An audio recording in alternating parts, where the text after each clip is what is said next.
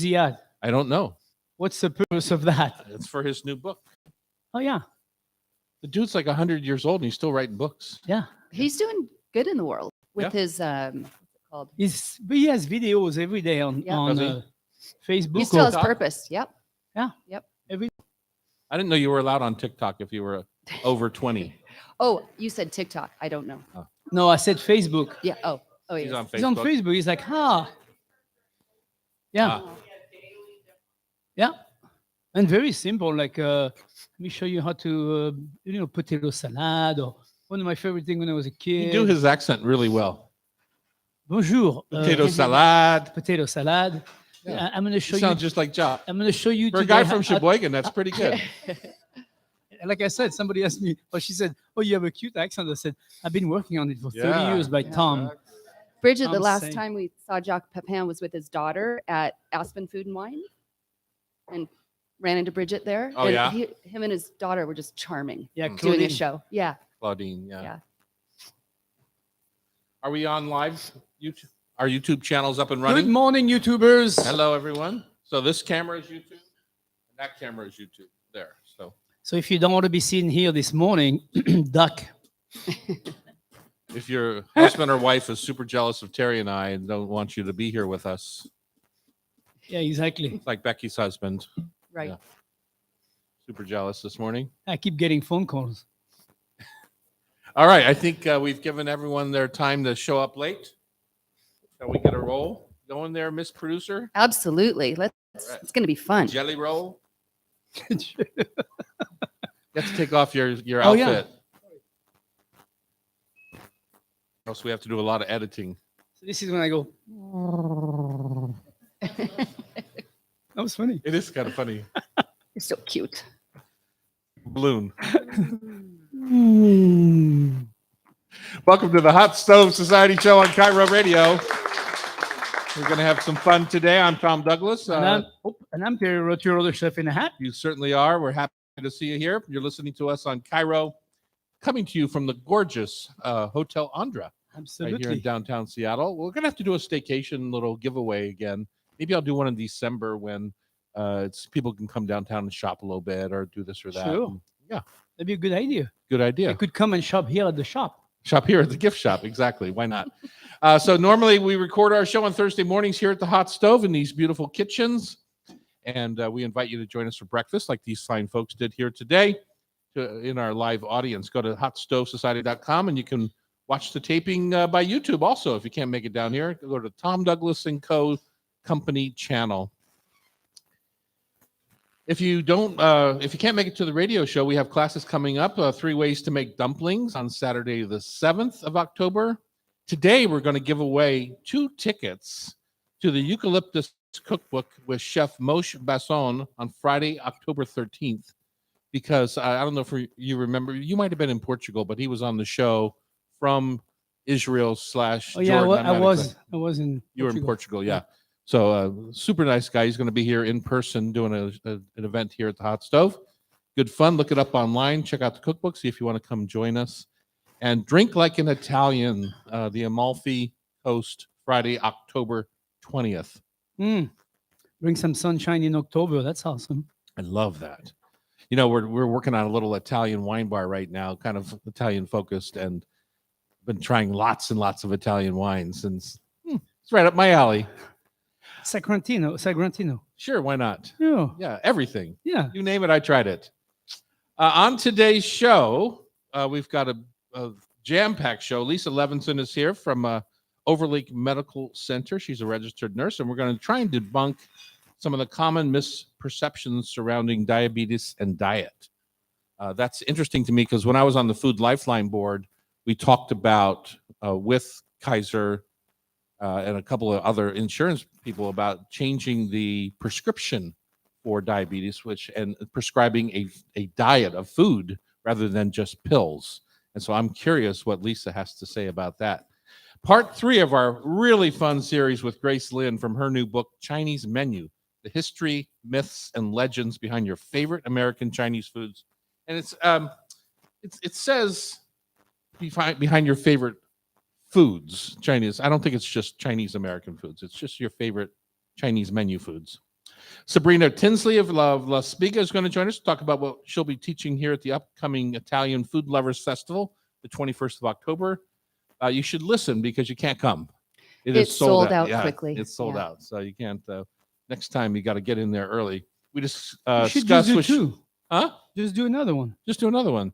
You know, Chef, I'm going to ask you for your expertise because you were classically trained. We're going to talk about great stock. Oh, And cool. you and I, over the years, have kind of clashed on this, but I think we've come to a peaceful center. Sure. Yeah.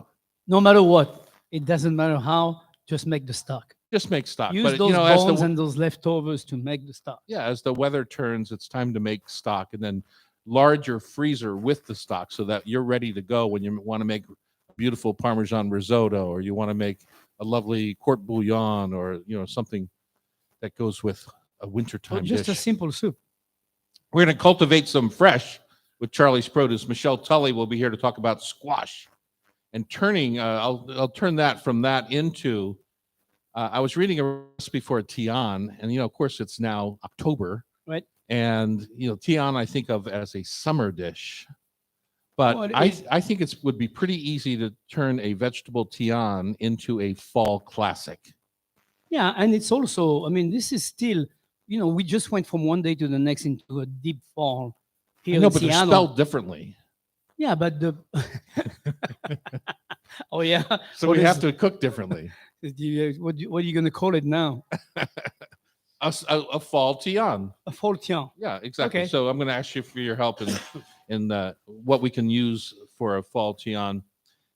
And of course, we have food for thought, tasty trivia to wrap up our show, which we do every week, brought to you by Rub with Love Spice Rubs, my very own line of spice rubs and sauces. Such lovely rub. Yes, exactly. Okay, Chef, you know what time it is. It's time for your taste of the week. So my taste of the week is there is a lot of tomatoes coming down that are actually the best tomato of the year because they are ripe and many of them are actually overripe. But it's time to get them and pick them. And I've been having breakfast. I think I've had 4 times this dish in the last 7 days. Chuchuka, which is very simple. I would take a non-stick pan, 6-inch non-stick pan, put it on the fire, add a little bit of olive oil, throw in a quarter of a diced onion, let that cook for about 1 minute, throw in diced tomato in it, and let that cook with a little bit of cumin, salt and pepper. Let that cook for about 2 more minutes. Take 2 eggs, crack them right on top, salt, pepper, little fresh thyme, chop, put a cover on it, get my toast out of the toaster, butter my toast, turn back to the stove, lift up the lid, pretty much, you know, in about 2-3 minutes, the eggs are cooked. And I like my eggs a little bit runny, not solid as a rock. So it just depends on how you like them. But this makes such a beautiful breakfast and so delicious. That little touch of cumin, I learned that in Morocco. Every tomato salad has a little bit of cumin in it, and it's so delicious. Mm-hmm. You know, you obviously don't go crazy, don't put too much of it, but a little bit of hint of cumin really perks up the whole dish. And it's a very simple dish to do, and it takes about grand maximum 15 minutes. Yeah. And you've got this wonderful breakfast. And one thing I've been adding this week is spinach, because I saw Bridget sauteed spinach. I'm like, that looks very familiar. Yeah. Sauteed spinach added to that, and you've got the perfect breakfast. Yeah, that's lovely. I have that down at Lola, except I substitute sausage for the eggs. That's just my little substitute. Well, if you need extra protein, My taste of the week is I was over at Union Saloon last night, 36th and Wallingford Avenue over there in the Wallingford area. And I was just thinking how delicious. They have a little appetizer of retro kind of French onion dip.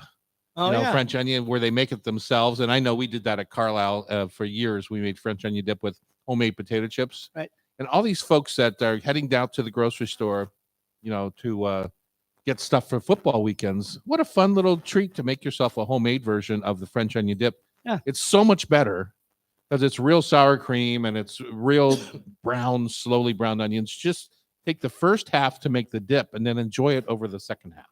Right. Right? Absolutely. It's not something you have to make in advance. You could, No. but it's not something you have to. You guys are making me hungry. And you could French do, onion dip makes you hungry. That you're my kind of girl. That's you know, awesome. those onions can be made way ahead of time. So. Yeah, you can freeze them. I mean, Yeah. whenever I have extra onions in the house, I just brown them up and put them in the freezer. They're ready to go. All right, such a big show. We got to keep it rolling here. Lisa Levinson is coming on the mic here. She's a registered nurse with Overlake Medical Center. We're going to try and debunk some common misperceptions surrounding diabetes and your diet. On Cairo Radio, it's the Hot Stove Society Show, 97.3 FM. Hello, Lisa. Good Have a chair. Am I close enough? Nope, Okay, so I'm very short. So you're this- never close enough. This may take. This You may can be be- fail the you- show here. It's okay. You're, Sean will help you Okay. get close enough. Okay. you're in my world. Don't worry. Okay. It works. Thank you. I appreciate it. And just get right up there because you sound really good when you're really close. But I'm really close. Yes. Okay. You sound like you're on NPR. FM radio. Oh, perfect. Oh, whoops. Perfect. Oh, NPR. not even AM, huh? FM. Sounds FM. better on FM. No, at AM, you're like. Have you tried to listen to AM right. in downtown Seattle lately? We used to be on AM. Yeah. I remember those days. Yeah, Started AM. Sure, I think we were on Yeah. AM, right? No. No? Wasn't Carol on AM at one time? Yeah, they were, but we've always been on the FM side. Oh, okay. Lisa, Yes. are you going to just. I'm going to give you joy Stomp back us with, to all those who have diabetes joy? and Oh, know awesome. that they can Okay. eat food and not feel you guilty. need to do Yes. is move, move that butt.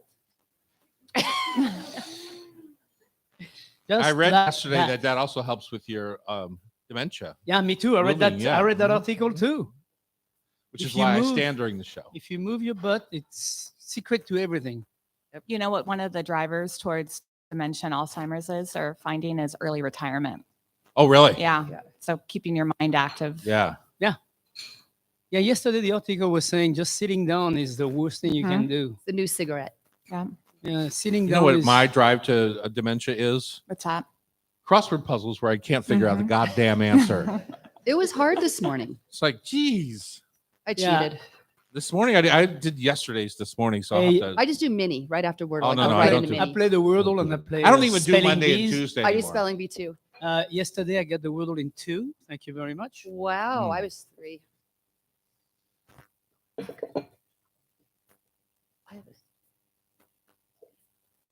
Thank you. I'm not on diet. I'll take 2. So if you want to talk to Chef, you have to call her Brigitte. She doesn't go by Bridget anymore. She's formerly known as Bridget. She's Brigitte. Chef Brigitte. See? She responds. All right, here we go. Hot Stove Society Show back on the air here. Lisa Levinson is joining us. She's an RN over at the Overlake Hospital, and you're a coordinator, program coordinator, lead diabetes. Let's do that again, Sean Dettori. She's the Program coordinator. Yeah, Lead Lisa's the diabetes program educator. coordinator, lead diabetes education and outpatient nutrition information Perfect. officer Perfect. Yeah. over at Overlake. Lisa, welcome to our Thank show. you. Welcome. Thank you. And we are so excited to have you here because I've never really followed up from my time over at Food Lifeline on the board there when we were trying to get some of the insurance companies to accept diet plans and pay for them in a way like they would a prescription medicine for diabetes. And so I'm curious as where all that has gone, and is that a reasonable angle to take with diabetes? Is it just food related? Tell us about the disease and how you kind of get people past it. So I think with diabetes, the key thing to remember is that there's a lot you can do. You have buckets. There's what you can modify, what you can't modify. Mhm. Genetics, it is what it is. And so looking at diet, activity can be huge drivers towards more effectively managing blood sugars. Mhm. The current statistic is 96 million people in the United States, which is 38% of the population, have pre-diabetes. Okay. And most of those don't know. But it's significant in that if you understand your risk, you can greatly mitigate any chance of developing diabetes in the long run. So kind of what we're doing today and then are able to maintain going forward will really help minimize any risks that we may have currently. Now, is it an old age disease? Because No. no. Now, So when, it's The misperception also is that it's tied to, strictly lifestyle. Right. It's, you've So done guys this- like me, heavy guys, No. and I'm just saying that's a perception I think that a lot of people with diabetes have to deal with. They dismiss it as something tied to lesser activity, poor dietary choices or habits, and certainly those won't. Those aren't effective management strategies, certainly, and those can introduce greater risk down the road. But those are not the sole factors in terms of developing diabetes or not. Are they the biggest factor or the non? What's the biggest factor? Is there a biggest They're factor? factors, but they're not individual factors. There also has to be a genetic predisposition towards your body essentially not utilizing sugar properly. Mhm. And that's what it's all about. That's right? what it's all Yeah. about. Yeah. So it's all about insulin and your pancreas and things of. Insulin and your skeletal muscle and how your body is responding to insulin or not and producing insulin or not. A lot of times folks will come in to see me and they'll say, oh, I haven't eaten a carb in 2 weeks. I'm doing fantastic. And I just burst their bubble and say, that's the worst thing that you can do. We need carbs. And Right. if you don't take them in, your body's going to break it down from somewhere else. And that's not a better alternative. Right. So when people come to Overlake and see you, how do you get started? They have a diabetes diagnosis, we'll say. Generally with nutrition, to your earlier question, it's tricky in terms of coverage for referrals to meet with a nutritionist, particularly if you have Medicare. Okay. So you have to have a diagnosis of diabetes or kidney disease generally for it to be a covered service. When you're looking at more commercial plans, they tend to be a little bit more liberal in terms of the diagnosis that can be used to get it approved. So what do you do? What's your? What do I do in terms of meeting with Yeah. patients? I think that the days of do this, don't do that, good, bad, those are very much over. I think what we figured out was that those strategies don't work. And especially if food is something that you enjoy for any number of reasons, as most of us do, who would want to be relegated to this life of not having that? So really figuring out unique to your lifestyle, how can we allow you to still be able to do the things you do and not be detrimental to your health? So you just do an evaluation and An evaluation and then identify, are you vegetarian? What is unique to your culture? Is there a particular diet that you tend to follow? Are you my husband has type 1 diabetes. Yeah. Since he was a little boy, the man snacks at night. He will always snack at night. And so how do you figure out what you can do if that's not really a behavior that's necessarily going to change so that you're not constantly beating yourself up and you're actually able to live? What kind of strategies would you offer for people when they're dining out at restaurants? If they're pre-diabetic or diabetic? I think regardless of prediabetes or diabetes or just anybody in the general population, when we were kids, they had the food pyramid and they did away with that. And now they have My Plate. And so generally it's about looking at the food types and the portions relative to one another. So greater emphasis is going to be on, fiber. So the vegetables, the fruits, things that are a little bit more low glycemic index, quarter lean protein, quarter whole grain. So we're looking at the types of carbs that we're having and then the portion relative to the rest of the meal. And then what you can do to offset, the effect of that on your blood sugar. My husband's favorite restaurant is Serious Pie. And if we go get pizza and we get the coconut cream pie, we're going to go on a walk after. And it's not a big deal. We just park a little further away. And there's ways that you can still be able to do the things that you really enjoy and not have it be adverse to your blood sugars, basically. So the exercise is an anti. You're burning the sugar. Yeah, you're burning the sugar. Oh, so Yep. before you go lay down in bed, essentially. yeah, or if you have on the couch to watch TV. Exactly. Or the holidays are coming up. If you're doing events or if you're going to be eating something with a little carb heavier, you can still do it. Just be a little more strategic about it. Park further away from the restaurant or do something, it doesn't even necessarily have to be that you're doing a 4K run in the middle of the night. You can do some light housekeeping, just something to physically move can really help to lessen those numbers in response to food. It can be as simple as a 15-minute walk after a Correct. meal, right? I've seen data where the sugar just goes way down after Correct. 15 minutes. Yeah. And when we're looking at activity, so the general recommendation is 150 minutes a week, which is about 20 to 30 minutes a day, most days. But the key with that is you want to try to be consistent. And with consistency, it's not that you want to do the same thing at exactly the same time. Your body just needs to reliably count that you're going to be moving for that 20 to 30 minutes most days. So don't allow for more than 2 days without really having gotten out and done something. What do you do about us boozers? I know my grandmother had diabetes and she had to give up beer, and it was like the tragedy of her life. So with alcohol, there's a couple things that can happen. So alcohol, depending on what type you're having, so like if you're having a mixed drink and you have juice or there's something with a little additional sugar, you get a bump, it goes up, but then it comes down. And so when you think about alcohol, you think about the liver, right? And so if the liver is breaking down alcohol, it's not really able to effectively manage your blood sugars. So just as insulin lowers your blood sugar, your liver can raise your blood sugar. And so you can have a risk for lows, actually, if like you're on insulin, for instance, or medications that are lowering your blood sugar. So just being cautious. I see. Or if she's having alcohol with dinner, just be mindful again of those portions of what else she's having at the time. Is it true that like tequila is less sugar than wine? Like if you're Wine tends to be, and then for some Darn. people, red wine versus white wine tends to be a little bit, of greater impact on their blood sugar. So even unique to the individual, there can be some variation. that's a good point. So basically, everything in moderation.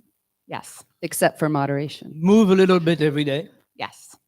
Not a little bit. Move as much as you want every day. As But much as you minimum- can, I think, not as much But as you want, minimum 20 minutes or somewhere around there. And you can do 10 minutes in the morning. I mean, we're entering a kind of a tricky time of the year. It's cold. It's, some Is that people a have fall Halloween risk. pun? Oh, true. These RNs, you got to watch them. So get it in when you can. 10 minutes here, 10 minutes later. So if somebody wants to come see you at Overlake, how do they make an appointment? So they just need a referral. Yeah. And then, we try our best to try to reconcile. If it's not covered, we'll do shorter visits, but we also try to do outreach in the community. And I would say, programs like this are really critical because unfortunately a lot of folks don't have access. And the reality is there's just very key things that you can be doing to eat smarter and not have to go without necessarily the things you enjoy. And are there any simple little over-the-counter tests you can tell to see if you need some help? Not generally. It's Not usually tied to the A1C, which is a lab draw that they check. Yeah. Lab test, okay. Yeah.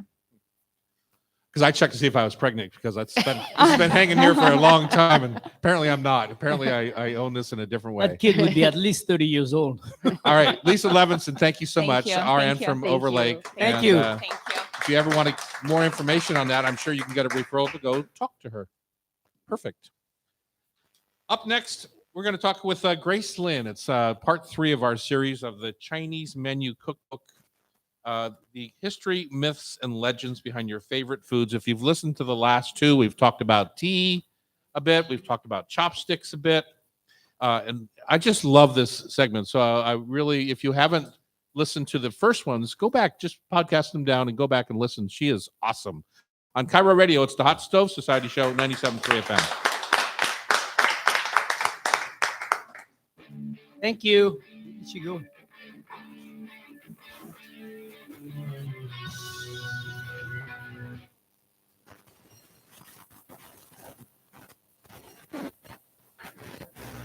Sean, I went to see Stop Making Sense at the IMAX Theater at Boeing at the Pacific Science Center. The movie Stop Making Sense. Super cool. I mean, I saw it when it came out in 1984, but it's a remastered Talking Heads. Oh my God. I couldn't believe it. It was like 2 people jumping up and down in the like dead. But I went to a 5 p.m. show, so I guess I shouldn't expect that. But it was really cool. Huge screen. 5 o'clock and 10 p.m. I should have gone to the 10 p.m., but I was like, we were there. But it was really cool. It was nice to see that movie again. I mean, I remember seeing Talking Heads in 1980 in Chicago and talking with Tina Wyman, the bass player, for like 2 hours in the club. It was like, she was hot cake, but she was married already. Anyway, yeah. It was fun. They're still playing in some theaters, other than the Boeing theater. Long time no see. Hello. Your hair's a little shorter. Your hair's a little shorter. Oh, yeah. Oh, wow. I think so. Ready, set?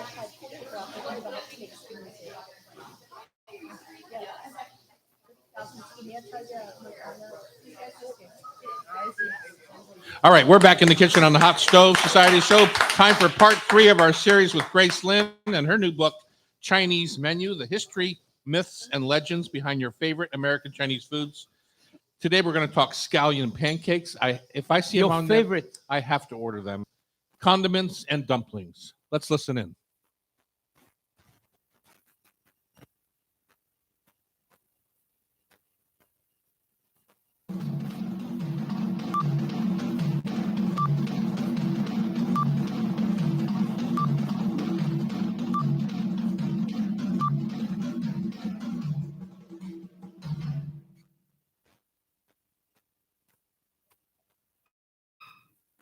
All right, we're back in the kitchen here at the Hot Stove Society, and we're excited to continue our series with Grace Lin, author of The Chinese Menu, The History, Myths, and Legends Behind Your Favorite Chinese Foods. It's by Grace Lin, and she's a Newbery and Caldecott Honor author, and we're excited to have her on the show, as we've had for the last 2 weeks, and now we're going into week number 3. Yay, thank you. Yay. We've covered, if you want to go back and listen to some segments, we've covered spring rolls compared to egg rolls.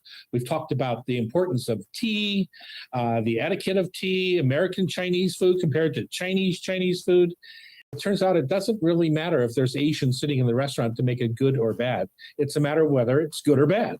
So Exactly. you don't want to put parameters on it.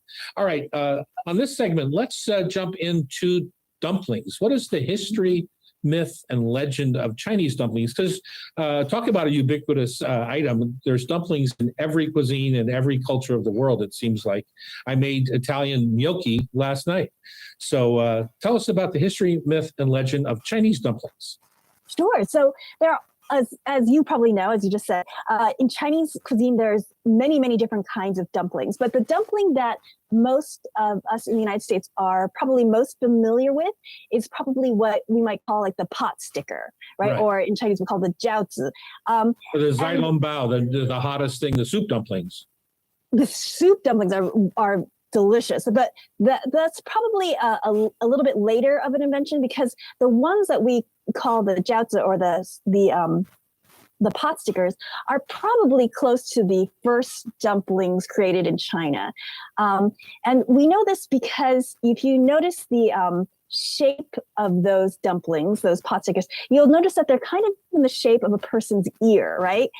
And that's because they were originally invented as a medicine for people's frostbitten ears. So we have it in history that there was this ancient doctor who was walking in the village one cold day, and he saw all these villagers were suffering from frostbitten ears. So he went to his home and he decided to make them a medicine. And he made these dumplings and he filled them with warming herbs and spices and meats. And he thought if people ate these dumplings, it would warm them from the inside and cure their frostbitten ears. And so that's why he made them ear-shaped, to remind them this medicine is to cure your frostbitten ears. So he brought it to all the villagers to eat to cure their ears.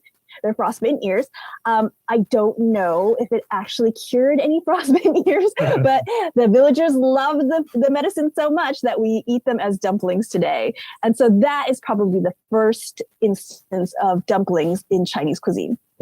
So dumplings have become big business here in the States.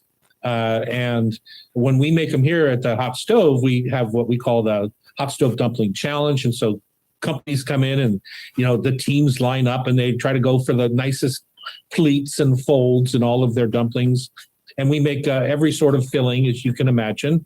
Is there a traditional pot sticker or dumpling filling that you think, because when I go to Chinatown here in Seattle, it's like a pork and a Napa cabbage filling or pork and chive or, things like that. Well, I'm partial to the pork and Napa cabbage. I know my Asian relatives, they really like the leek, but the leek is a little too strong for me. I like the Napa cabbage. I feel like that's a nicer thing. The very first dumpling, the one that I mentioned, I'm pretty sure it was like a pepper was a big thing in it because he really wanted to warm people up. It was pepper and lamb, I think, was the first dumplings. But I think now the traditional one is usually pork and cabbage. Or leek. Right. And there's such a tradition about the folds. You know, if you look at the movie Crazy Rich Asians, Yeah. a big part of that movie was the whole grandma teaching the younger generations how to make dumplings. Yeah. It's something that is kind of one of those things that is passed down. Like I made dumplings with my mother and I've made dumplings with my daughter. Unfortunately, I feel like our skills have gotten less and less good as we pass them down. But it comes, it's right now it's at the point that it doesn't, like the skill level may not be as high as it used to, but still it's that tradition, that ritual of making the dumplings that is really, really beautiful. I think, yeah, absolutely. I think it's beautiful. And I think it's well earned the praise when you do it correctly because there's patience involved, and it's.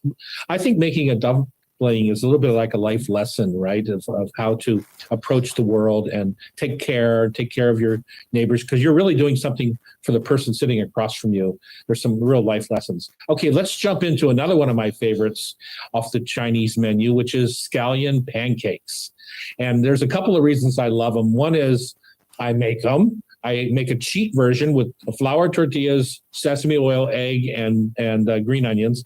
But then I also make the traditional one with yeasted bread and sometimes baking powder dough. But I always tell people this is not the dish to make when you're on a diet. Like if you're worried about eating good or being too fatty, make something else. Yeah, that's a good point. High carb too. Yeah, exactly. So tell us about the origins of the scallion pancake. Whenever I see them, I have to order them. Yeah, well, the scallion pancake is actually the original scallion pancake has very, very simple ingredients. You know, there's very few ingredients in the original scallion pancake. So it was actually popularized by a Buddhist monk who would bring these ingredients with him wherever he went because it was very easy to bring. And then he would make them and show everybody where he went because he was a wandering monk and show them how to make it. And that kind of popularized the scallion pancake in China because of this monk. So that's interesting, though, even though that's the traditional story of the scallion pancake and how it became popular.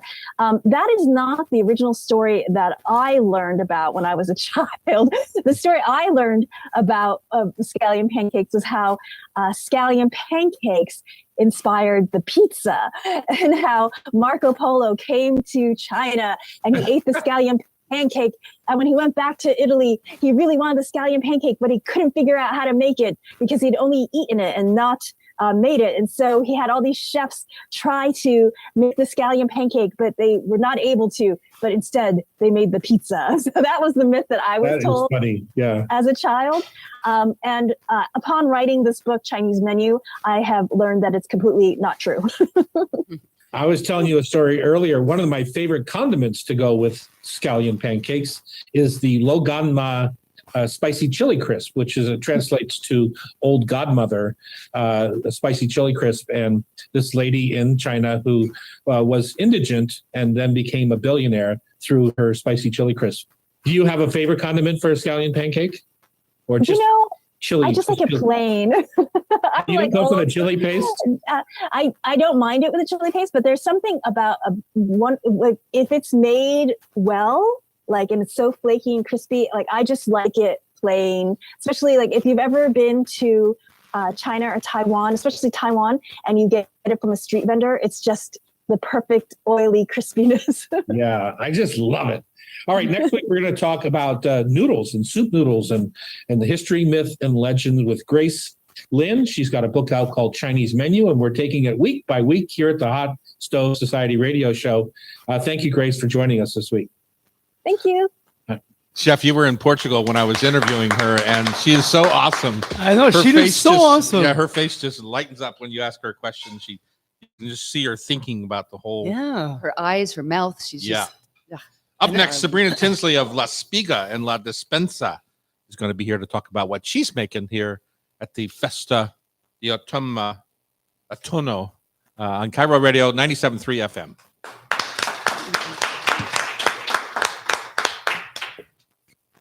I don't even know how to say that word. Which one? Autunno. Autunno. Yeah, that. Yeah. Yeah. Autunno. Autunno. You must be from Sheboygan also. Yes. A perfect accent. I was just in Perugia and Montifalco. Nice. Beautiful area. I love Perugia. So beautiful. Yeah. Very, very nice. And truffle every day. Summer truffle. It's Tom thought it was chocolate that truffles. time of year. What? He thought you were talking chocolate truffles. No, no, Aren't they no. melting? Regular truffle. Yes. Regular truffles. Are you saying chocolate truffles are irregular? No. Maybe in Italy they might be. I don't know. Have you ever gone truffle hunting or Yeah. foraging? I with have, the, yeah. with the I went dog. with Chef or- Thierry. Once Well, we I didn't have. really forage so Oh. much. We were looking for them in the forest there by Oh, yeah.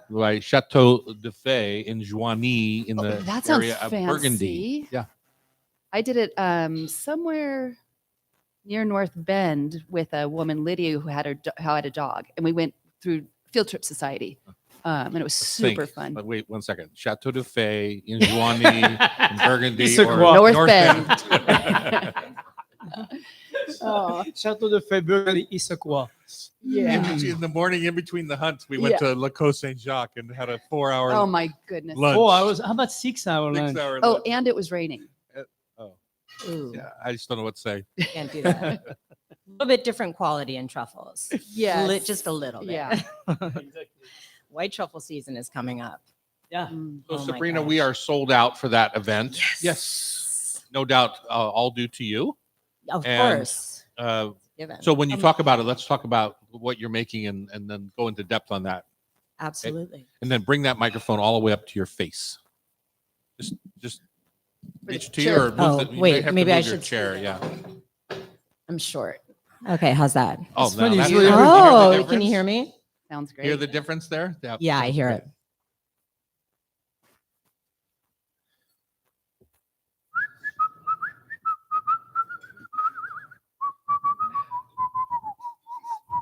All right, that's Chef.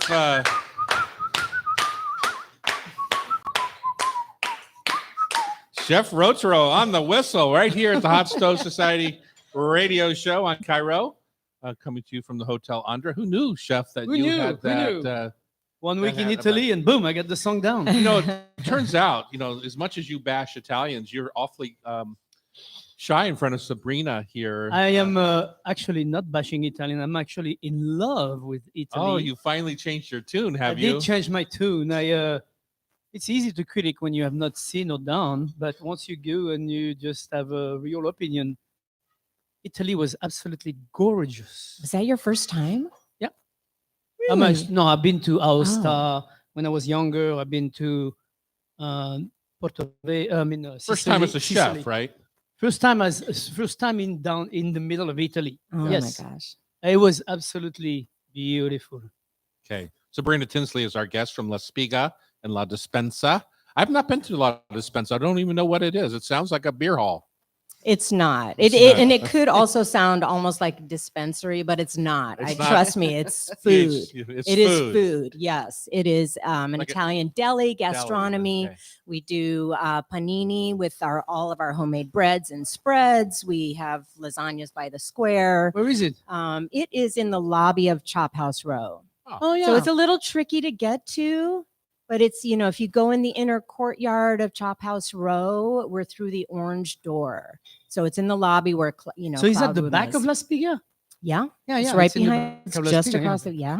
Yeah, down the exactly. stairs there, yeah. I heard Marmite is closing. Yeah. true? Mama Yeah. is closed. Yeah. It's closed already. Okay. Yeah, he's closed.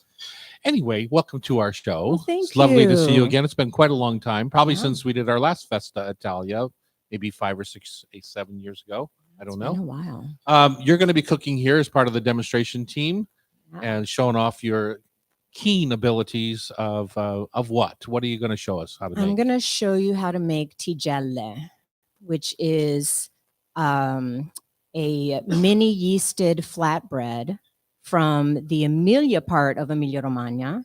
It's made in a cast iron tigella iron. Mm-hmm. A special pan even, or a a special, special pan. iron. Yeah. Yeah, I'll bring pans Mhm. because I don't think you guys have those here. So I'll bring the pans and I'll show you how to make the tigella, the bread. Mm-hmm. And then we'll do some fillings, some different fillings in the spirit of autunno, which is the fall. Right. We'll do some of the fall vegetable specialties as our fillings. So is it like What? a focaccia kind of bread? No, you know what? It's more, it looks like an English muffin, but it doesn't taste like an English muffin at all. It's very different, a lot more delicate in flavor, different texture. And the classic filling actually is called pesto modenese, which is a pesto, not a classic Genovese, so no vegetables. It's made with lardo, which is a cured fat back. Mm-hmm. It has rosemary, garlic, and Parmesan in it. And so that's the classic spread. Sounds delicious for breakfast. It's, yeah. Oh, they're perfect. Cut for that in half, breakfast. put an egg on it, and you're done. Yeah. When you walk Yeah. into Dario Cecchini's butcher shop in south of Florence, he's got a big bowl of that sitting there with bread next to it, and it's just awesome. There you go. Yeah. Yeah. So that's one filling, and then I know this Yes. festival is sold out, so Yeah. you have to explain to people what you're doing because this is the only way they're going to find out. Okay. All right. So we're not doing pesto modenese because it's my understanding that we're going to have plenty of pork from Stuart Lane, Chef Stuart Lane. So we're going to do some vegetable fillings. So the first one is with gorgonzola, radicchio, and sautéed mushrooms. The radicchio is in the form of a pesto. And Really, it's yeah, pureed. Yeah. Wow, interesting. Yes, we're going With to the cook it typical down. like walnuts and all kinds of things. It has walnuts, garlic, some balsamic for balance. Wow. I Ooh, I've never personally done that. love. That sounds good. That's a new Yeah. idea. Cut to puree some radicchio. Yeah, yeah. You get a nice bitterness from that, and Exactly, but it's softened. So Right. because I love radicchio personally, but it's Yeah. not necessarily palatable for everybody. So doing the pesto version kind of softens that bitterness, and Sure. maybe people who aren't so keen on radicchio will enjoy this. Well, balsamic's So- a little sweet. That'll sweeten it up a touch. Exactly. Yeah. Exactly. And there's a little wine in there as well that kind of adds the acidity to it. So yeah, that'll be nice. That's one. And then the second one is with So can we stop there for Oh, 1 second? Go back yeah. to your gorgonzola. Now, yeah. I think it's confusing sometimes when you're at the cheese counter. There's gorgonzola and then there's gorgonzola dolce. Oh, I've been buying the dolce for so long. I don't know the difference of the regular gorgon. Do you? yeah. Yeah. So gorgonzola dolce is a sweet, that means sweet. But is And sugar then- added? No. No. That's what I couldn't no, figure it out. Yeah. No, it's in a sense that it's younger, and so it's more spreadable. It's not as Creamier. pungent. It's Oh, I creamier, see. So it's So the same then- cheese, just different aging. different aging, and then so the Ah. gorgonzola picante will be aged longer. Ah, Yeah. I never Yeah. knew that. All right, next filling. Next filling is with mozzarella, roasted tomatoes, roasted eggplants, and then we're gonna add our salsa senepe. So it's like a balsamic mustard sauce with lemon and thyme. Sounds Ooh, that delicious. I might have to go to this. I thing. know. That sounds really good. No. You're sold out. No, I'm the MC that Yeah. day. Yeah, I'm gonna come and I'm gonna taste everything. that sounds right. really delicious. Yeah, for those of us who can't come, do you serve these to jelly? Is that Yes. at your restaurants? We serve, yes, absolutely. Yeah. Tigelle, you can, from La Dispensa, you can buy it just as the bread and take it home. But we also do the filled version at La Dispensa right now. We're featuring the tigelle with fontina, prosciutto cotto, which is a ham, and truffle pate. Sounds amazing. Do you sell the little pans? We don't. Did you want one? I No, can. we're I'm coming anyways. It's a We're- shopping we're- opportunity for Becky and I. Yeah. We have to have all the Yeah, tricky we stuff. love Yeah, gadgets. yeah. Yes. Let's talk about Osteria for a minute. Yes. The 30th anniversary, Close. 25th. 25th. You're trying to put age anniversary. on Still, me, don't do 25 that. is a long time That's Yes. very For impressive. for a restaurant in Seattle. Yes. Yes. Not it many is a can lot. claim that. Yeah, 25 years. So our celebration is on October 8th. Uh-huh. which is a Sunday. So buy your ticket. How are Up you- on, It's and gonna be you're a up on party. 12th, right? Is Yeah, that we're on 12th between Pike and Union on Capitol Hill. Yeah. on Capitol Hill. And how are you going to celebrate? So we're just gonna throw a party. Awesome. So you buy a ticket, $55 for the ticket. If you want to add a tip, there's an option to add a tip for the staff. And we will do a drink. You get a drink with a drink ticket. You get a trip to the buffet, and then live music and lots of fun. So Sounds it's just going to be a big party. awesome. Yeah, and the bar will be open for additional drinks. Is there a celebration food of per se, like, or is it just going to be just things from the menu that are typical? We're going to keep it simple. We're going to do our classics. So there will be lasagna. We'll do a vegetarian and the regular meat version, and we'll have roast chicken, pollo arrosto with potatoes and meats, cured meats and cheeses. So real simple buffet. Uh-huh. The focus is not necessarily on the food. It's just on The party. celebrate. It's on the party. It's Yeah. enjoying. We'll have live music. I don't know if Absolutely. I already mentioned that. So it's really just to celebrate our staff and our customers and our 25 years is a 25 mean years. feat in the restaurant Mhm. business. It is. I have a few old restaurants. That's what we are at Yes. that point, right? We're old. Yeah. So it's a very young business in that way. And so Yeah. it's difficult to keep things hot and running for that long. Chef, you know, you Oh, yeah. did it for Yeah. many moons. I and- mean, 25 years is a definitely you deserve a medal Thank you. by then. Thank you. exactly. All three of you. By the way, 25 Yeah, I years is at least 2 lifetime in anybody's job. Oh, good to That's know. how much work you've done so far in your life. Wow. Wow. Really? You mean in the restaurant business, Oh, yeah. or is it just? If you work 25 years owning a restaurant, you've already worked 2 lifetime. It feels like it. All right. Thanks, Sabrina. Go Thank see her on you. October the Congratulations. 8th. Buy a ticket and go see Yes. her up there on Cap Hill. Yes. When we come back, we've got a full hour to go. We've got lots to talk about, including we're going to start with great stock, Chef. I'm going to lean on you for this. Yeah, I heard Wall Street is not doing so good, so we're going to focus Yeah. on our We're own gonna stock. focus on veal stock. On Cairo Radio, it's the Hot Stove Society Show, 97.3 FM.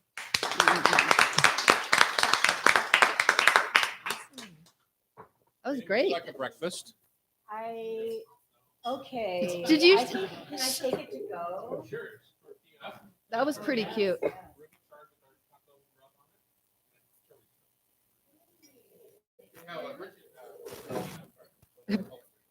Brigitte. She gets very angry, and then she writes the wrong information on my. Brigitte, did you change your driver license yet? Is that because they called you Bridget? She's got some wild pants on. Those are cute. Always. So, Chef, we only have 7 and.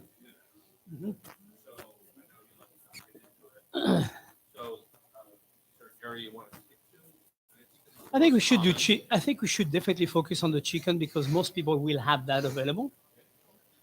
And then Buy that, right? yeah, Okay, and then most people don't use it. no, which is we should give them a quick idea on I how just to don't. Yeah. It's a quick stock. It's a 40 minutes, 30-minute stock. Yeah, So, yeah. exactly. And almost always you can get the bones free, unlike chicken. Correct. Oh, you know, in this part of the world, we're very lucky to get salmon, which doesn't make a great stock, but it makes a good salmon stock as a prep for a soup. Like for a salmon chowder or something. Yeah. So I can. Hunting, Yeah. and then I so I collected them and I made.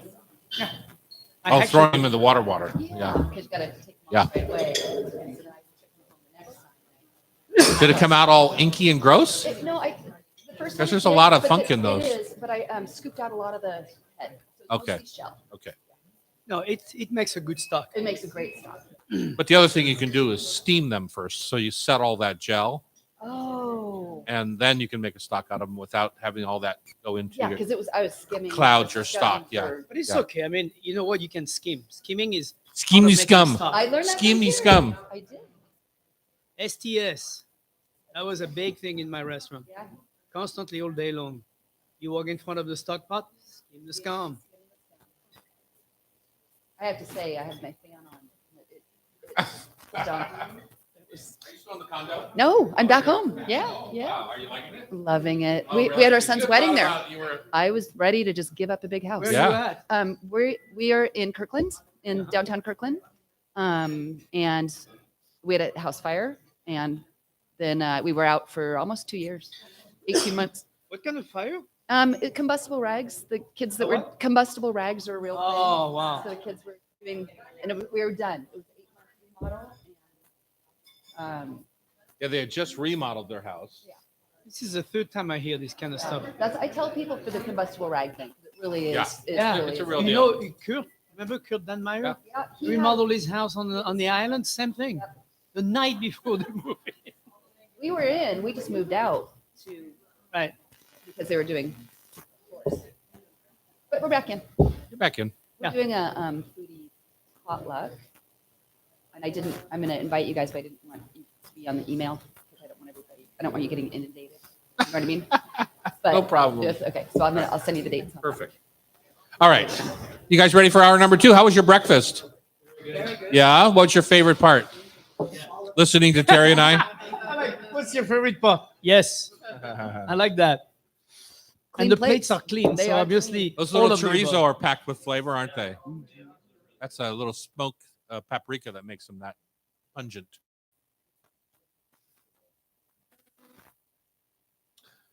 All right, here we are back in the hot stove kitchen on Cairo. Our new producer, Becky, is here. You're here through the November 2nd show at this point. We're excited to have you. Thank you so much. Thank you. I love being here. Tell us It's a little such bit happy about you. place. Well, I love all things food, and you and Terry sparked my passion for that maybe 15 years ago. And I'll tell you a story about my chicken stock and where I was and how I've come so far after when you do your piece. All right. We've got food for thought, tasty trivia to wrap up this hour. We're going to talk with Charlie's Produce about squash, make a fall tian. But first, Chef Tian. Tian. Tian. Here you go. Tian. Cool. It's an A, not an E. Tian. A-N. Tian. Tian. Yes. Thank you. We're going to make a fall tian later in the show out of a summer concept in my mind. Sure. Let's talk stock. It is getting cold and rainy out around here, and it's time to stop making excuses about why you need to buy Swanson's chicken stock in Yeah. a can. Yeah. Yeah. Definitely. All right. So in nowadays world, everybody who's into eating and cooking should definitely make their own stock, and it's not hard. We're not talking about the 24-hour process of roasting veal bones and all that stuff. That we could. you could, but that's a different subject. We're talking about the simple chicken stock, the one that you buy whole chicken, you eat all the chicken, you keep all the bones, and you put it in the freezer in a bag. And then every time you get some little pieces of onion and carrots and celeries and leftover parsley stem, everything goes together. And one day you take that whole bag, put it in a pot, put some water on top of it, bring it to a boil, skim the scum. That's important because it's basically just dirt that goes back into your stock if you don't. It's not dirt. It's blood or things like that. Yeah, it's just not pleasant flavor. And, in an hour, you have a wonderful chicken stock, homemade. You strain the whole thing, cool it off, put it in a small pint container in your freezer, put a piece of tape on it that says chicken stock with the date, and bingo, bango. So you got my it. key is you only freeze it in pints, Correct. not quarts, because then you got to melt half when you need parts of it. So Yeah, except if small you're me. containers. And then the other thing, go back a little bit. You can do a roasted chicken stock where Correct. the bones are roasted first, Correct. and that gives you a little color in your stock. That gives you color and it gives you a little bit more depth. To me, that I love when at Rovers or at Luc or at Lule, whenever we made stock of poultry, that would be guinea fowl or chicken or whatever. It was always roast. Those bones were always butchered Mhm. the raw, and then we'd put the bones in the oven and give it some beautiful brown color, and that gives your stock a little bit more color and more depth and flavor. Uh-huh. That roasting flavor is definitely an add-on. And then if you like a richer stock, you can reduce that down to a gel, or you can take that stock and make another chicken stock out Correct. of it. And so you have a double strength stock. So if you think you have too much stock in your freezer, it's a perfect opportunity to take the next batch of bones, put it in a pot, And instead of water, just take the one that's in the freezer and put it on there. Now you'll have double strength. And then if you take that and you reduce it down a little bit, it will give you a beautiful, fully strength chicken stock. And so we call that in the business demi, right? Correct. Where you've reduced it by half or If you left take more. your whole 1 gallon stock and reduce it down to about 2 quarts, you now have demi-glace, demi-glace. And that can be used, for example, when you're making a quick, let's say you come home and you want to do a quick veal scallopini or maybe or a pork chop, let's say. You're doing a pork chop and you have no sauce. But you remove the pork chop from the pan, you take that demi-glace of chicken stock, you throw it in there, a tablespoon of mustard, and bingo bango, you get a wonderful mustard sauce on your hand. Throw that over your pork chop and you're done. And that takes minutes. But Yeah, the you most can put the important, stock in frozen. If it's not thawed, you just put it right in your pan frozen and work the brown bits off the Exactly. pan. Yeah, deglaze a little bit. And when you do glass or demi-glace, make sure you store it into something like ice cube tray, because those are the amount you're going to need when you make the sauce.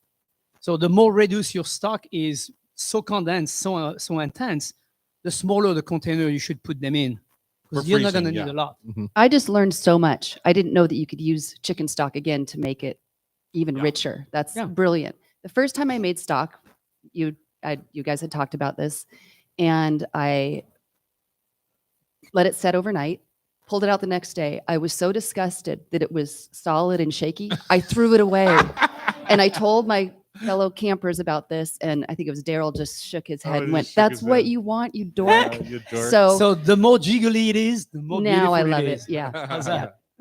My other trick that I love to have in the freezer, because I make a lot of noodle soups, Uh-huh. shrimp and pork dumplings or whatever wontons into a soup base. In the Chinatown, generally, you often start with water that's been cooked with cabbage or onions, and that's your soup base. I like a chicken broth Right. base. Right. But my favorite thing to do is go to Chinatown to the barbecue window, buy a whole duck, eat the duck on my way back home. Yes, And that's now I true. just have the carcass, and then I take that chicken stock out of the freezer and put the chicken stock over the star anise duck carcass. Yeah. And Oh, it makes a beautiful barbecue duck stock. And that's my secret ingredient for a lot of different soups. when we talk stock, there's many ways to not waste skins and bones and things like this on animals, but same thing on vegetable and fruit. If you want a good piece of celery, the best way to do it is to take a knife and peel your celery to get rid of all the fibers that are on the outside, so it's much more tender of a celery. But those fibers are perfectly fine to go into a stock. They're not bad. They're just full of flavor. But you can just keep that and put that into your stock. I have like I What said, world are you from that you're peeling your celery? the world where I like to eat celery that's not sticking through my teeth. Oh my goodness. I'm a sensitive person. Yes, you are. I think of it as floss while That you was- eat. What I was going to say in lieu of that, also this time of year, like for example, yesterday I canned a bunch of pears, but I peeled them all first, and I kept all that peel and put it in a pot with the syrup that I was making to poach the pear or to can the pear with, and I intensified the flavor of that syrup. Probably smelled so good. It was so good. Mm. Did you use any like a vanilla bean, or did you use anything like Fresh vanilla bean from Hawaii.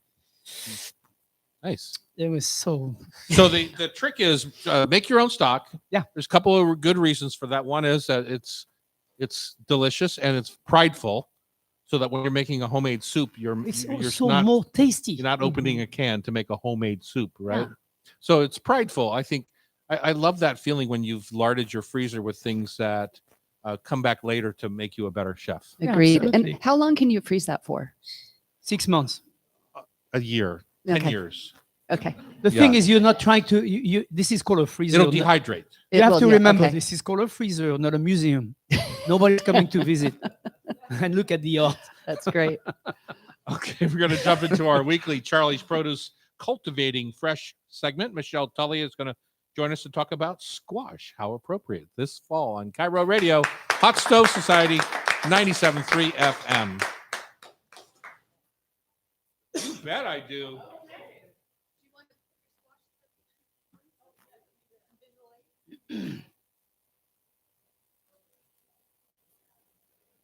How's your world? Hello, hello. Good morning. You too. Right? Did you see downstairs Charlie's dropped off the big giant pumpkins today? Yeah. I do. My God, we get pumpkins out already. It was September 28th. I know. Oh They're my- going to be This is like rotting only on my every year. floor. Well, it's now the number $2 holiday of the year after Christmas. Is it? Perfect. We'll put them all out. Why wouldn't we? Okay. Why wouldn't you? No, you can. Is it yummy? What is the sticker says? Oh, buttercup. That's all right. It can stand there. Doesn't matter. Izzy, did you pick Yeah. these? I did not. Actually, no, I actually did pick these from the warehouse. Ah, there you go. I didn't pick them. You mean you will know with your big? I picture you with a raincoat and big boots and going in the field and picking those up just for us today. Today, this morning. No, I wish it was. I wish that were settled. God, that was the. Michelle, let's practice for a second. Okay. So listen to me here Okay. and listen to me here. Okay, so you Oh, just okay. want to get tight up to that. Pull it right up to you. Lift up that mic a little bit. Just pull it right There to you you. go. There we go. Okay. Good. Just Let's talk get a test. nice and close. 1, 2. Say And Say, something. Tom and Terry, I love you. Tom and Terry, I love you. Oh, Oh, that's that was sweet. easy, and that was on YouTube. Yeah. Oh. So I hope Jackie heard that.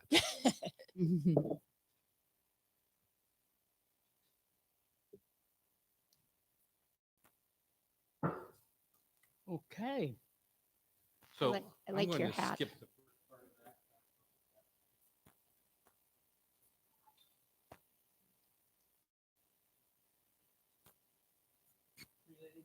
Coffee. no, but everyone asks. Like the I had- coffee, but not the I had coffee. to ask. I know, right? So, Michelle, are you the buyer or are you the grower? I am the buyer. You're the buyer. Yeah, a buyer for Charlie's Produce. Yeah. I misunderstood that. No problem.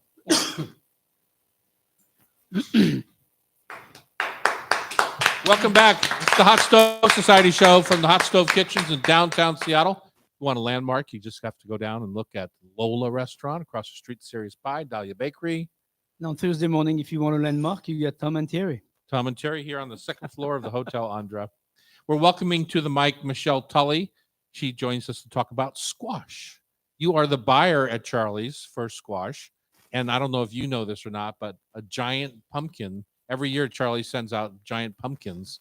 Some, I think the one downstairs is probably 150 to 200 pounds. That's a big Wow. one. That's a big one. Yeah. Yeah, it's just showed up this morning. I don't know if you saw that, I didn't. but there was a let me- lady in a broom that was coming in right behind it. And I think it was Izzy. I think her name was Izzy. Yeah. Your coworker from Charlie's. Yeah. So tell us about squash and how you buy it, and it must come from all over the place. It really does.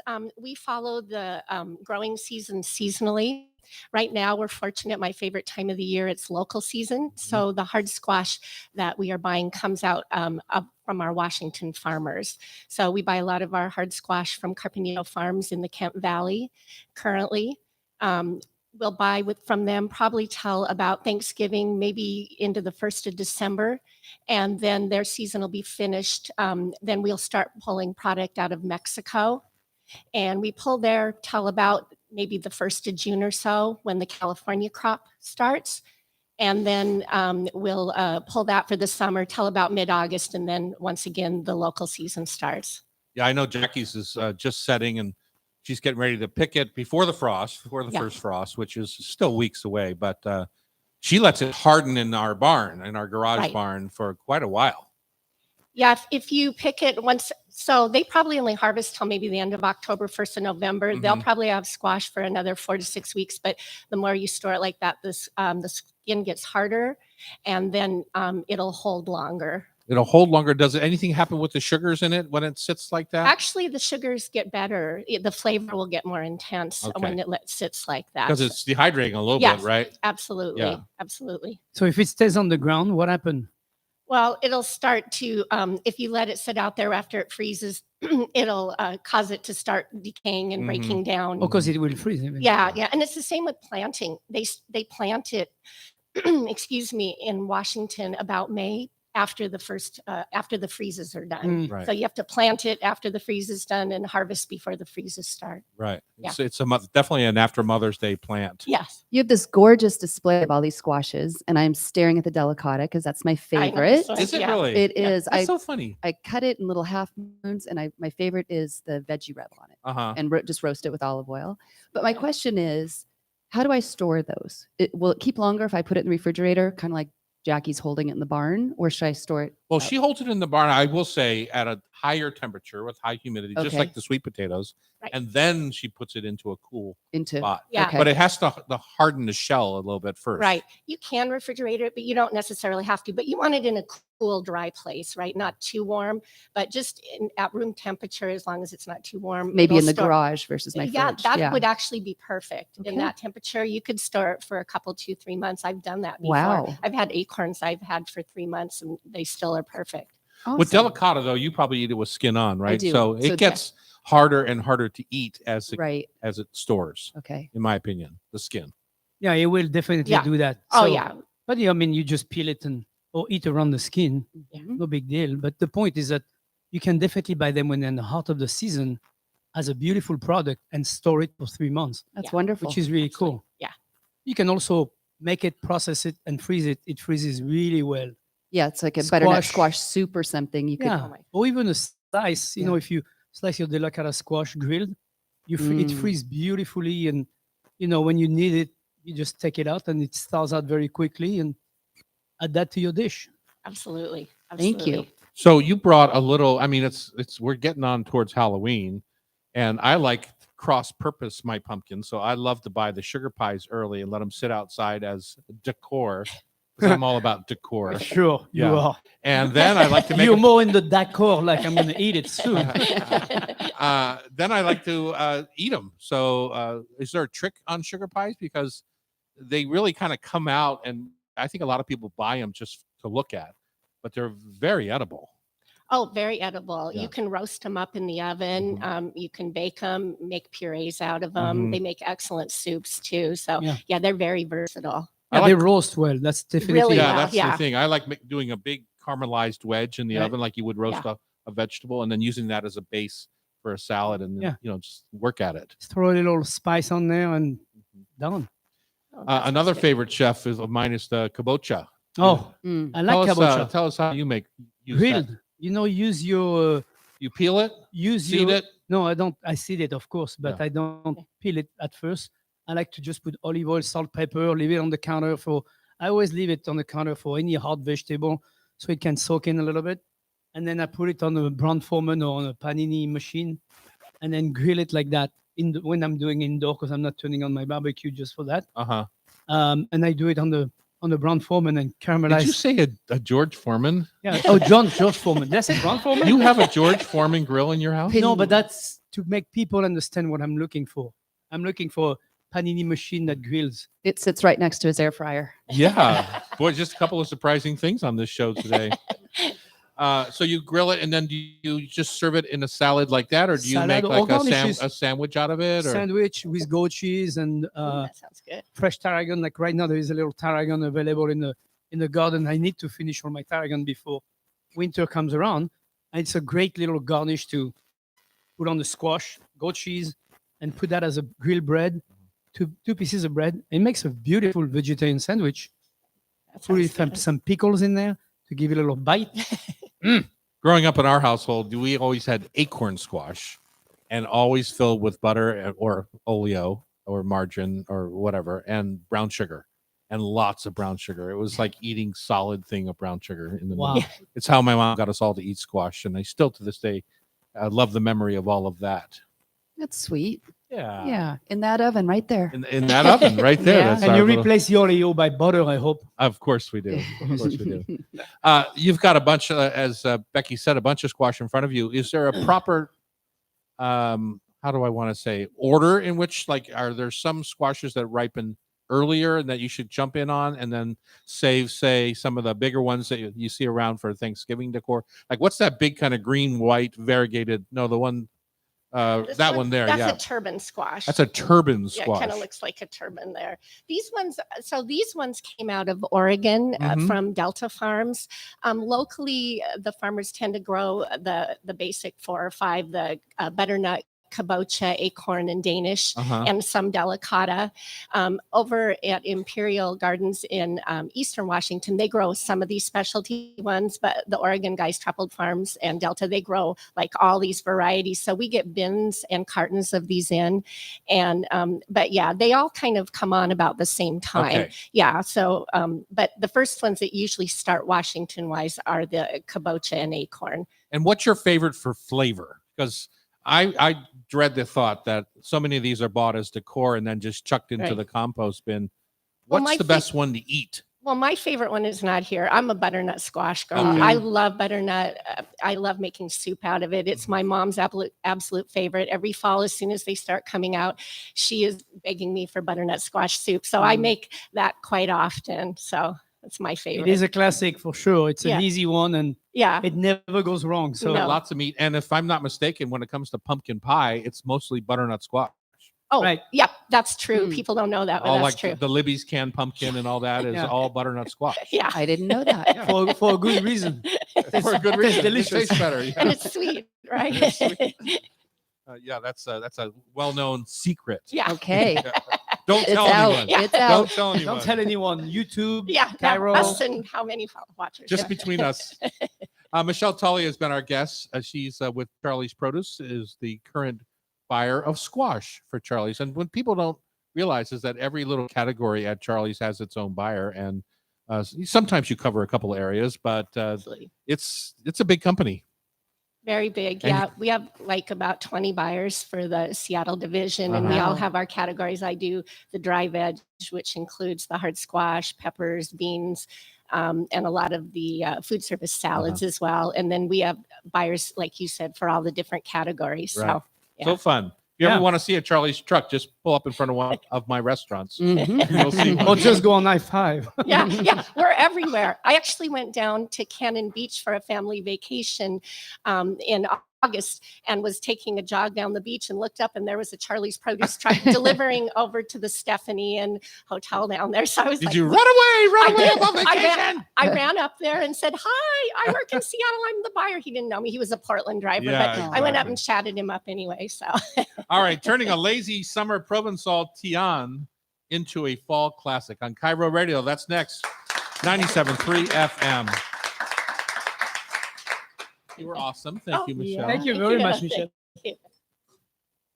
You can take the lady with the broomstick with you. You know. But she is kind of fun. She loves her job. Do you guys know a little trivia? Is squash a vegetable or a fruit? Fruit. So Like- strawberry, a vegetable or fruit? Because the seeds are on the outside. I think I asked. I was you- just- I did this. Yeah, you did trivia that as a years trivia. ago for a 4th of July. Fruit.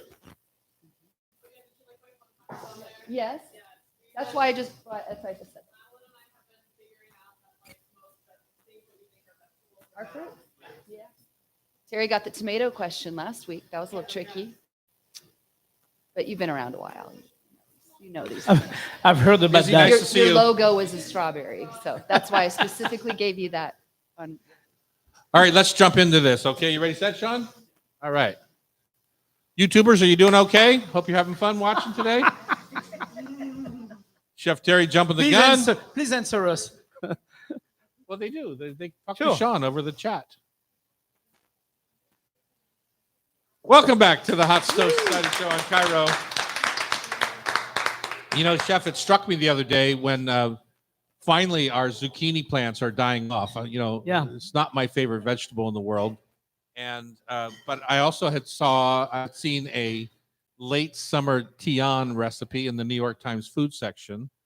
And I thought, oh, isn't that nice that this zucchini dish is going away? But it's also a nice way to use zucchini and different things of summer vegetables. And it's a shame that the process has to go away. Well, it doesn't have to go away. I know. Can be utilized through many different other vegetables. So let's take Throughout the that. So what season. is a tian? So a tian is actually a dish, a terracotta dish. So that's a dish. Okay. Yeah, it's actually a terracotta dish that is glazed on the inside, unglazed on the outside, from the south of France, Mediterranean area. And from that, a dish has grown from that, made of onion, eggplant, zucchini, and tomato. So very summery. Almost like the same ingredients as ratatouille, except not diced. It's actually sliced, standing into, beautiful presentation of lining that up in that dish, and then olive oil, salt, pepper, garlic, put it in the oven, bake it. Since then has grown many different sides to it. Some have added cheese, goat cheese, or some have added Then it becomes a tian mel- gratin. yeah, Gratin. melted cheese becomes a gratin.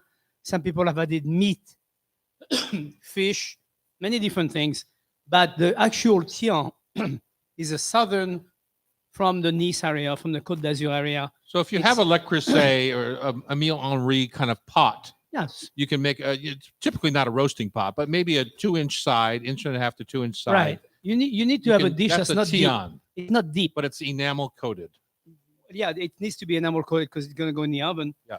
And you don't want it to be, So let's Stick turn into- this summer classic into or summer. It's just ruined my line into a fall classic. Let's make a fall tian because I like the process.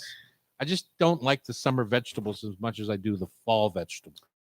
well, this time of year, which is so cool, is this is when we call the harvest time, which is you still have those zucchini, you still have the tomatoes, but you also have the squash, you also have the leeks, you also have the mushroom, Celery root. celery root, you have all those things that start popping up for the winter month.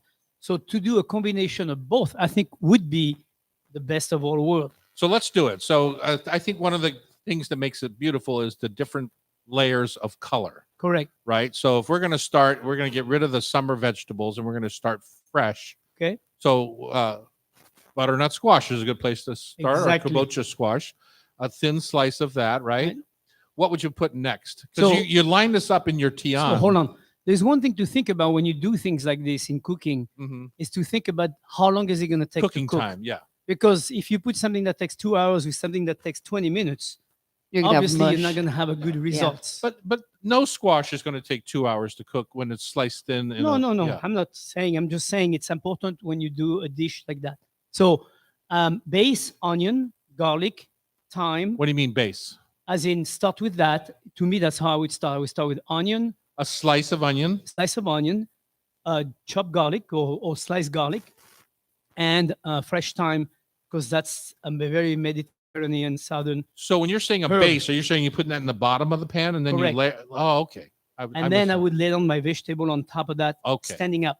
Okay. So I would take butternut squash. I would actually take a few different kind of squash because most So you of can the make a squash tian, essentially. exactly Yeah. a squash tian. Like we just have a beautiful presentation of squash today from Charlie's Produce, and you could use many of these to just slice them, different color, different style. They're going to be You're pretty gonna much the have a same very color, though. similar flavor.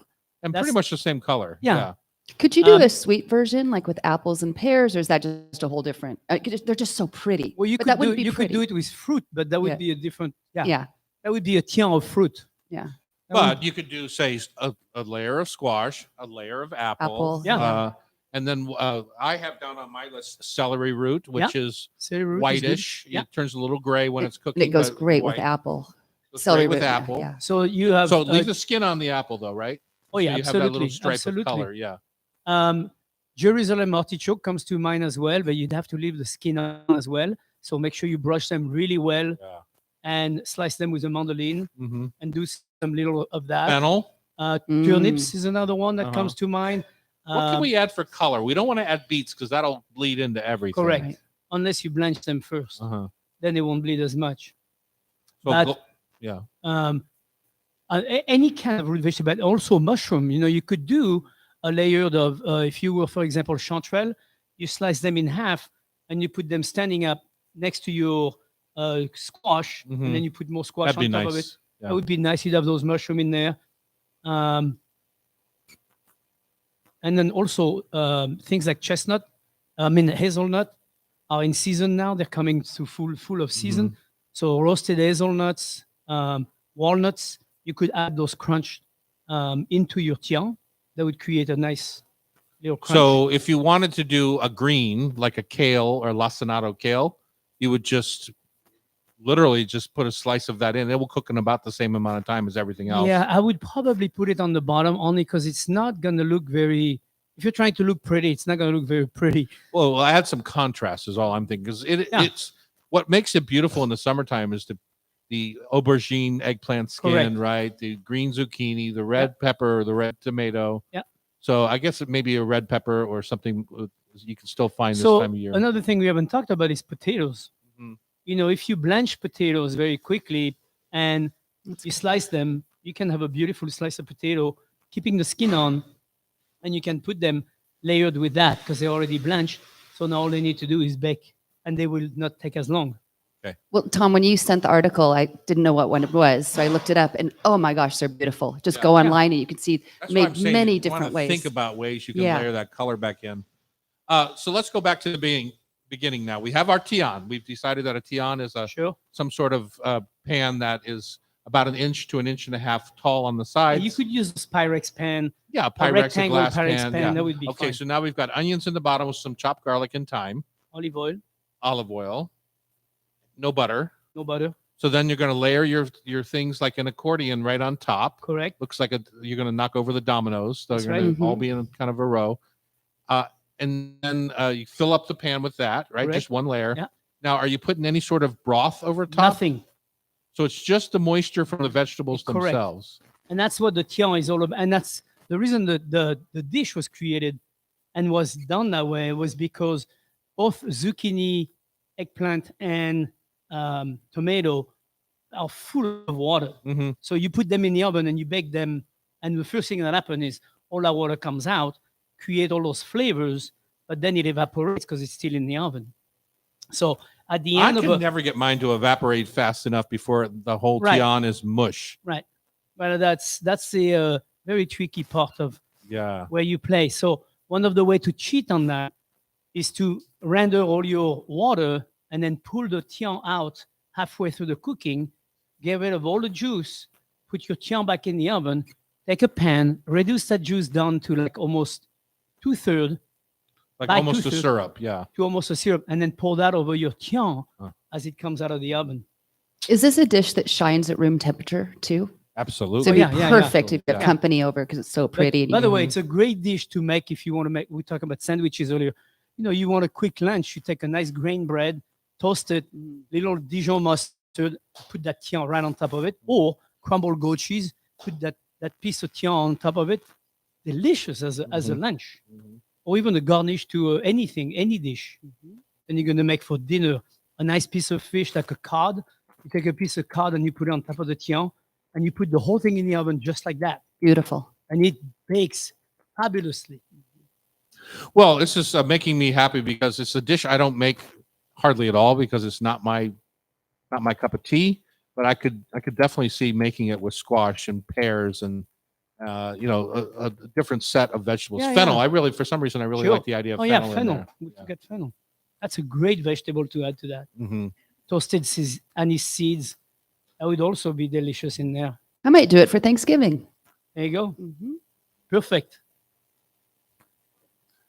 So that isn't a classic Thanksgiving side. I know. I want to mess things up You this are year. a little classicist, though, aren't you? Don't I you have am. some We're pretty food traditional. traditions? Yeah, we Yeah. do. But I want to step outside my box. Really? Yeah. Really? That's exciting. Okay, we'll hold you to it. What are you going to do with your sweet potatoes then?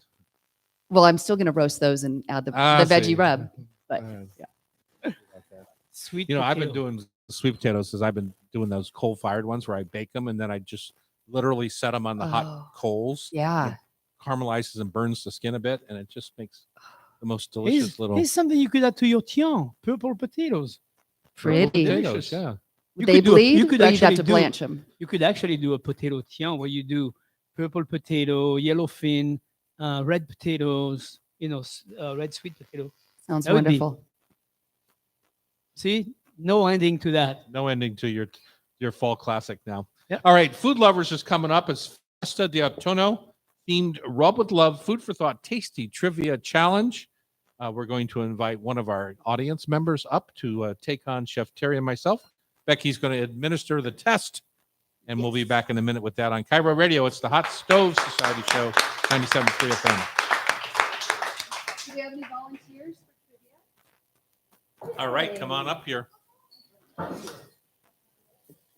I love volunteers that are so brave. And what is your name? Sandy. Hi, nice to meet you. All right, Sandy, you up? I don't know much about food, so you win probably. Oh, you know what? No, that doesn't. Everyone's a winner here, Sandy. Oh, I like that. For playing today, you get a free stroll through our gift shop to pick out 3 spice rubs of your choice on the house. Now, you learned about the microphone, right? Let's practice. Oh, sorry. Bring it right up to you there. like Perfect. this. That's exactly what Yeah. you want. Yeah. Are you an avid listener of the show? Sorry? Are you an avid listener of the show? I do listen to it. Yes. Okay, cool. And are you She from left out Seattle? the word Do you live avid. in From Olympia. Nice. Mhm.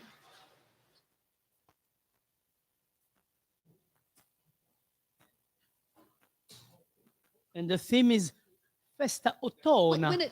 When it works. Okay. Okay. All that tinned fish I brought back from Portugal. Oh yeah. You know, the stuff that Pam eats every morning for breakfast. Yeah, I know, exactly. Okay.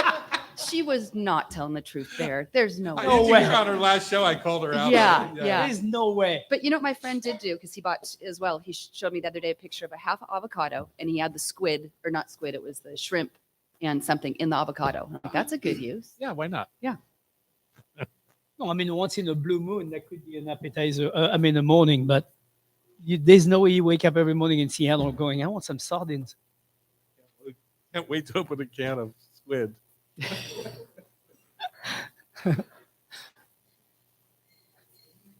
For those of you watching, our friend Pam has really got her hands full down there at the Pike Place Market Oh, I Senior don't Center need and it, Jim. Food Bank, and working hard. She just had her birthday, Oh, so good for her. Saving the world one step at a time.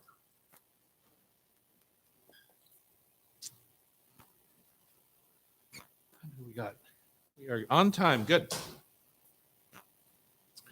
Ready, Chef? Ready. Ready, Sean? All right, here we go. We're going to wrap up the show here with our Rub with Love Food for Thought Tasty Trivia Challenge. Rub with Love is here to help with more than just spicing up your next meal. It is also a wonderful gift for the hostess or foodie on your list. Did you write this? I did not write that. That was Liz. I love that. And you can find it in specialty shops like the Pacific Northwest shop in Tacoma and Wallingford, J. Matheson Gifts in the Green Lake neighborhood, or Seattle Made at the airport. You can also visit us directly online, tomdouglas.com, or in person at the Hot Stove Society. We have all of the, a lot of the retailers. We have 5,000 retailers that Oh my. help us around the country, but they don't rarely carry all of our line. Right. So we have it all here or down at the Seatown. So What a great idea to take it from the airport and as a gift to somebody. yeah, why not? Huh. Bring a little piece of Seattle with you. Exactly. All right, Becky, tell us how to play the game and who our contestant is. Excellent. Well, today's going to be a fun one. It's Italian themed based off the sold out event coming up next month.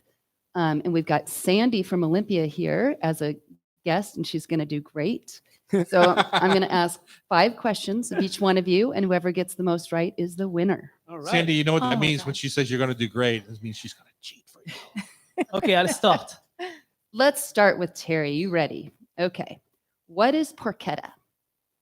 Porchetta is a rolled shoulder of pork that's made into, it's cured and rolled.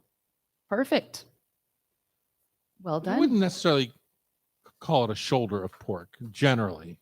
I Is think it it's the back? whole loin with the back Okay. and the skin on. A boneless pork roast. Yeah. Yeah. Okay. It could work. Okay, Terry, can you Mhm. please describe the difference between a macaron and a macaroon? One has one O, the other one has 2 O. One's the president of France and one is a sweet treat. No, one There is you go. Macron, the other one is. I don't. Macaron is 1 piece. Macaroon is 2 piece with a stuffed cream in the middle. Other way around. So a macaron is the Right. one that's the cookie, the Right. sweet little cookie. A macaroon is 2 shells. It's it's made with shredded coconut.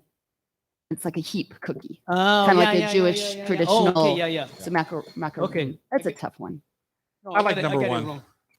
I'm just not a fan of the shredded coconut. Oh, that's my favorite. Is it It's really? my favorite. Yeah. Do you know what they share one key ingredient? Do you know what that is? Egg white. Coconut. You got it. So now you get a point. You can't make macaron without egg white. Okay. What is Okay, the yeah. name of the Italian pasta that is shaped like little ears? Oh, No, it's not. It does start with O, but it's not O. That's good. Orietta. Close. Orchetta. Oh, yes. Orchetta. Or orecchietta. Orecchietta. Or orecchietta. Yes. Yes. Yes. You say Keta or Chieta? Well, I looked it up and it. Etta. Okay. But I Orchetta. wish our Spiga friend was back here, Sabrina, and she could tell us.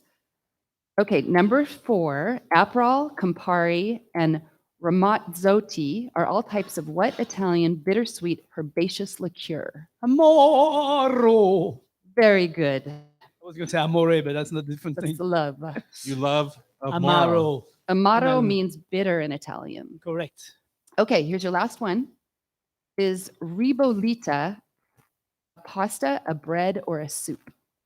Oh, it's a soup. Oh, Or it good could be all job. 3. and Five well out of five? done. 5 It's out a of bread 5. soup. Is that Yeah. 2 weeks in a row? No. I'm going to have to make this tougher next week. Don't tell anybody. Don't tell anybody. Okay. All right, Sandy, you ready? Andy from Only Olympia. made Here it we tougher go. for him. Yes, You that's see what I how easy mean. that was? No. How many seeds in a pumpkin? Let me count. Okay. If France's special sparkling wine beverage is champagne and Spain's is cava, what is Italy's? Prosecco. Beautiful. Oh, you were holding out on I like us, the way you Sandy. said Look that. at Are you Italian? German. I'm German. Oh. Well Oh, yeah, German. That's right. done. Italy exports an abundance of beautiful foods. In 2022, which of these did Italy export more of? Cheese, pasta, tomatoes, or olive oil? I love Would it be cheese? You got it. What did I say? Remember I said, when she said, "You'll do fine." Uh-huh. For those of you listeners who couldn't see, when Don't Becky give said, away our thank- secrets, chef. Thank you, Pamela Hinckley. Yeah. What is the citrus ingredient in the Italian soft drink limonata? Lemon. You got it. What is the primary ingredient in the traditional Sicilian dish arancini? Would you like options? Can you ask that question again? Sure. What is the primary ingredient in the traditional Sicilian dish arancini? It's made from leftover risotto. It's little balls with mozzarella inside. And it's called arancini. Arancini. I'm guessing orange. Rice. Oh, rice. Good work. Yeah, it looks orange after you fry it. There you go. Which Italian dish consists of thinly sliced raw meat or fish, typically served as an appetizer? Carpaccio. You Oh, are yeah. doing great. That's awesome. Thank 4 out of 5. But 4 you out of were 5. Thank you. Bravo, very Sandy. good. Very good. Okay, Tom, you ready? Just off camera for here for a second. What was that clue again? It was made out of risotto. No. For the last one. You said gazpacho? Carpaccio. Carpaccio. Oh, carpaccio. yeah, no, there's no I was clue. going to say, I don't want to Yeah, send our gotcha. listeners in the wrong direction. Gotcha. Okay. That's incredible. You said you didn't know anything. Yeah. Just a little. She's sandbagged. She totally sandbagged. You totally did did. great. I love it. Okay. You ready, Tom? Yep. Okay. What is the difference between gelato and granita? Granita is just ice, and gelato has been spun. And gelato is dairy based, but yes, that's good job. What is the Italian soup made with a variety of seafood and a tomato based broth? Cioppino. You got it. Wow. I always think of it as more Marseille. Yeah. But no, I mean, Cioppino, I think of it being San Franciscan. It's Yep. Italian. it's Is it Italian. Yeah. Yeah. What is the Italian cheese used in the classic tubular cannoli dessert? Ricotta, You got it. which is probably my least favorite Italian cheese. Yeah. Do you like cannolis? Me neither. Yeah. Yeah. Eh. There's better. good. Tiramisu, yes. Number 4, ricciarelli are traditional Tuscan cookies. Please name the key ingredients in these. What in it? Key ingredients. The ingredient: egg white and pistachio. Really close. Egg whites, almond flour. Ah, It's the almond flour that's Ah. the thing. They are distant and much less fussy Italian cousin to the French macaron. Yeah, but they're back. Final question. Which Italian wine is known for sweet dessert-like quality, and is often produced in the Piedmont region? well, Vinsanto's typically out of Tuscany, but in Piedmont, it's usually Moscato d'Asti. Nailed it. Yeah, That's awesome. Okay, Terry, how'd the score? 4 out of 5. 4 out of 5. All You're right, the so winner. I'm the loser. Yep. No big L on your head. No, I lost because didn't they both get 5 out Nope, of 5? she got She 4. got 4. All right, Terry's the winner. Yep. Good job, And Terry. Sandy gets to shop in the Sandy gift gets shop to for shop. free rubs. Thank you. If you want to be part of the show, you can join the community on YouTube Live at Tom Douglas & Co. or buy a ticket to join us in the studio here at the beautiful Hot Stove Society.com. The show is produced by Becky Guzak today. The Hot Stove team is Sean McFadden. Okay, Tori, you have to fix this again. The Hot Stove show is produced today by, let's do that again, Sean. This show is produced by Becky Guzak, the Hot Stove team. Sean McFadden is our technical wizard, and our talented editor at Cairo is Sean. Please don't call me Del Torre. Remember, if you miss any episode of our Hot Stove Society show on 97.3 FM Cairo, you can listen via podcast. Just subscribe with your favorite podcast app. Thanks for listening and have a great weekend.